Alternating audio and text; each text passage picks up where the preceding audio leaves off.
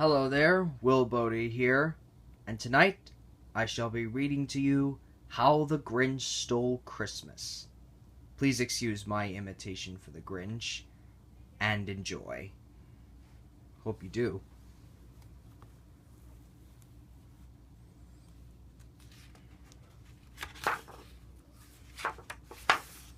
How the Grinch Stole Christmas by Dr. Seuss.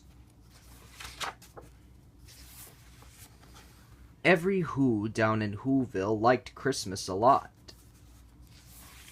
But the Grinch, who lived just north of Whoville, did not. The Grinch hated Christmas, the whole Christmas season. Now, please don't ask why, no one quite knows the reason. It could be his head wasn't screwed on just right. It could be, perhaps, that his shoes were too tight. But I think that the most likely reason of all may have been that his heart was 2 sizes too small.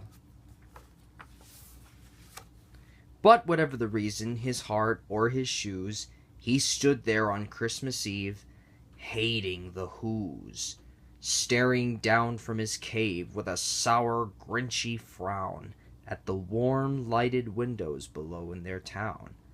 For he knew every Who down in Whoville beneath was busy now, hanging a mistletoe wreath. "And they're hanging their stockings," he snarled with a sneer. "Tomorrow is Christmas. It's practically here." Then he growled with his Grinch fingers nervously drumming, "I must find some way to stop Christmas from coming." For tomorrow he knew all the Who girls and boys would wake bright and early. They'd rush for their toys, and then, oh, the noise. Oh, the noise, noise, noise, noise. That's one thing he hated. The noise, noise, noise, noise. Then the Whos, young and old, would sit down to a feast. And they'd feast, and they'd feast, and they'd feast, feast, feast, feast. They would feast on Who pudding and rare Who roast beast, which was something the Grinch couldn't stand in the least. And then they'd do something he liked least of all.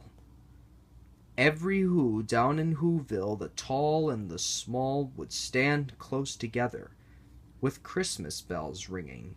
They'd stand hand in hand, and the Whos would start singing.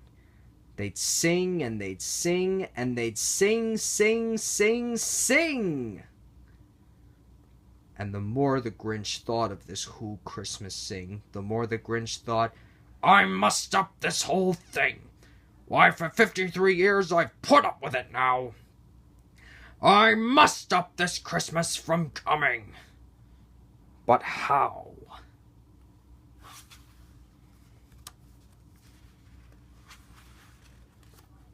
Then he got an idea.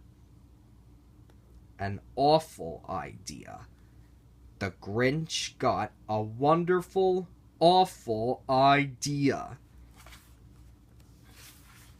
"I know just what to do," the Grinch laughed in his throat.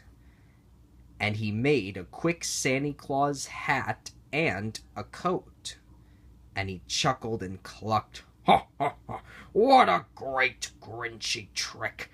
With this coat and this hat, I look just like Saint Nick. All I need is a reindeer." The Grinch looked around. But since reindeer are scarce, there was none to be found.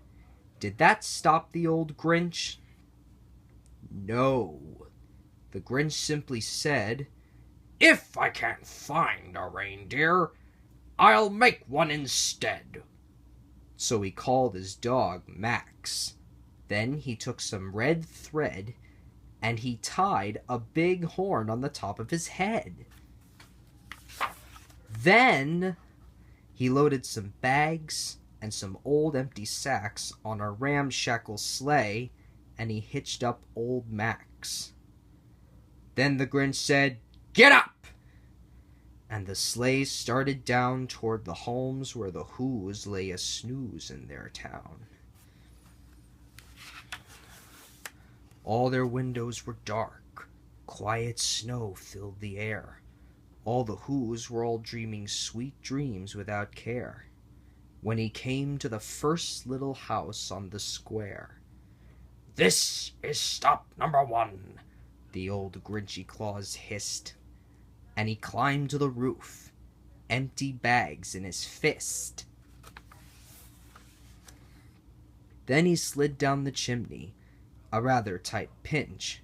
But if Santa could do it, then so could the Grinch. He got stuck only once, for a moment or two. Then he stuck his head out of the fireplace flue, where the little Who stockings all hung in a row. "These stockings," he grinned, "are the first things to go." Then he slithered and slunk with a smile most unpleasant around the whole room, and he took every present: pop guns, bicycles, roller skates, drums, checkerboards, tricycles, popcorn, and plums. And he stuffed them in bags. Then the Grinch very nimbly stuffed all the bags one by one up the chimbley. Then he slunk to the icebox. He took the Who's feast. He took the Who pudding. He took the roast beast. He cleaned out that icebox as quick as a flash. Why, that Grinch even took their last can of Who hash. Then he stuffed all the food up the chimney with glee. "And now," grinned the Grinch, "I will stuff up the tree."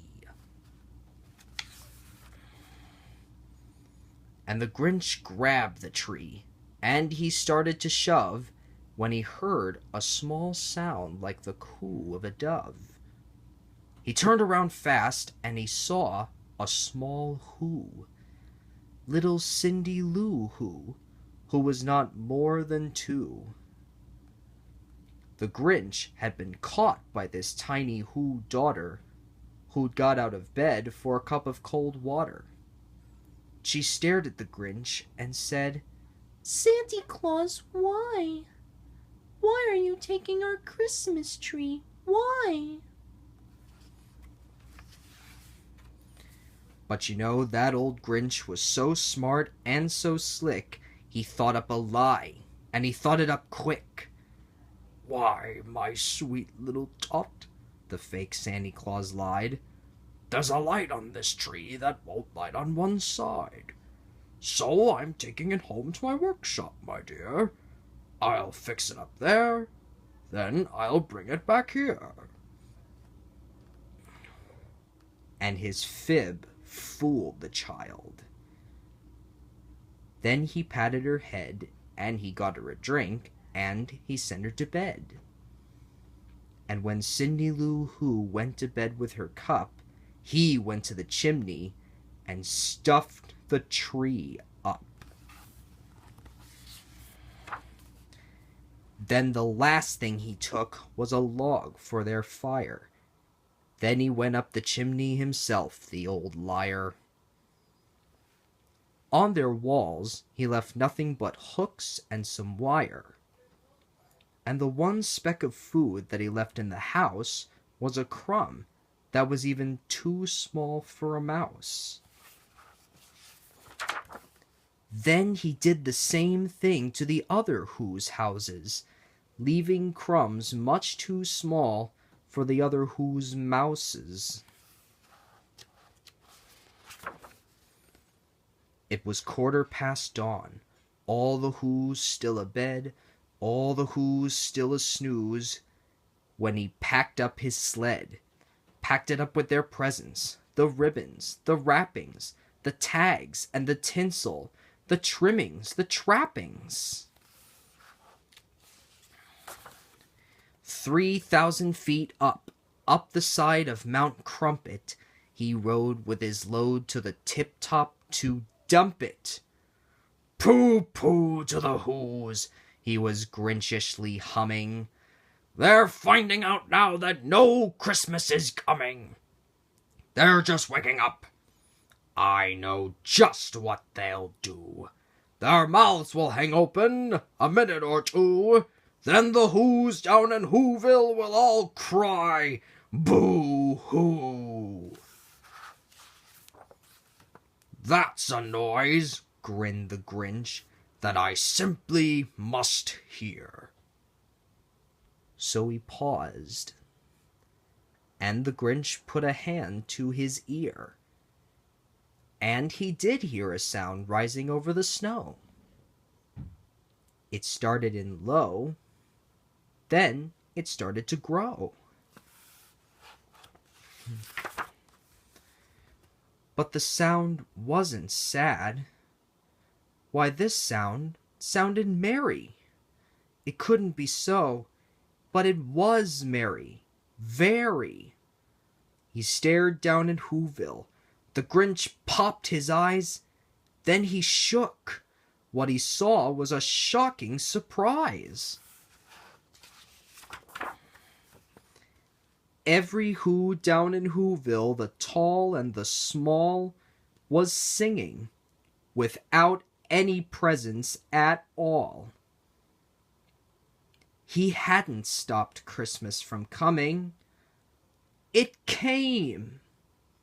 Somehow or other, it came just the same. And the Grinch with his Grinch feet, ice cold in the snow, stood puzzling and puzzling. How could it be so?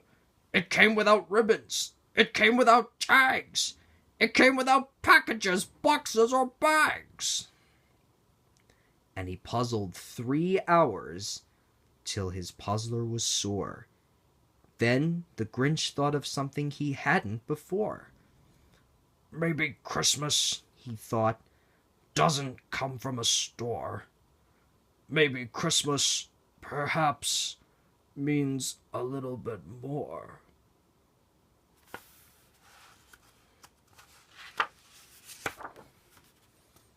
And what happened then? Well, in Whoville, they say that the Grinch's small heart grew 3 sizes that day. And the minute his heart didn't feel quite so tight, he whizzed with his load through the bright morning light. And he brought back the toys and the food for the feast. And he himself, the Grinch, carved the roast beast.